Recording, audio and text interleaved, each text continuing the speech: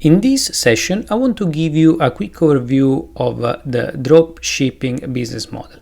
The dropshipping business model can be pretty interesting because it can enable you to actually build a digital business, or actually a hybrid of a digital and physical business with minimum infrastructure, actually without infrastructure, with a very little investment. So how does dropshipping works?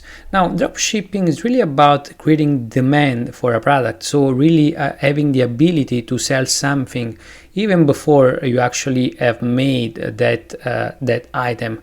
So the way you do it, in fact, instead of really understanding how to make the product on your own, what you do, you put up an online store where you can sell your product, where your really customers go in, place orders to your online store, and then you place those sales orders to a third party, so to a manufacturer that is able to actually fulfill those orders directly to the customers. So in a dropshipping business model, in other words, you're not internalizing all the stuff that goes with making the products. Instead, what you're doing, you're creating distribution for the product. So you're focusing on the marketing, sales, and distribution side of the business, so that once the orders have been placed by customers, those get fulfilled directly by the third-party supplier, which gives the item to a third-party shipping company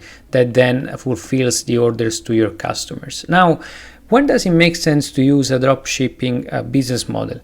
Well, it makes sense to use it when you're starting up, because, for instance, you want to lower up the cost and the capital required to actually start up a company. In this case, you can start up a dropshipping business model with a very few money. You just need to identify what are the platform where you can get the supply that you need. All you need initially is to figure out how to actually have customers order your product, and also with a paid strategy, so that you can start fulfilling some orders.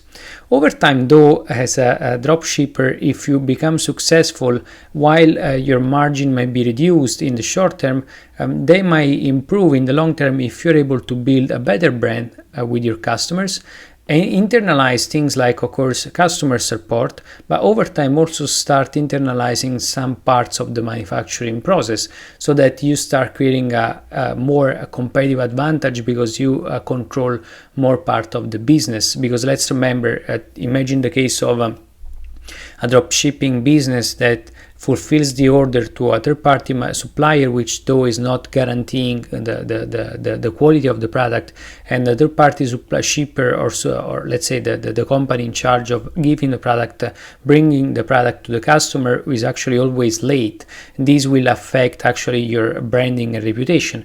And while at the beginning it's fine, you don't have to deal with that, because you want to build a valuable business with a little invested capital, over time you're going to use part of the capital that you make from the dropshipping business to actually internalize some of the other parts. In other words, you're going to transition from a dropshipping business model to a business model which is more integrated, so that you can make sure that you have more control over the customer experience, which otherwise will be influenced too much by third-party suppliers and third-party shippers, which again, at the beginning is fine.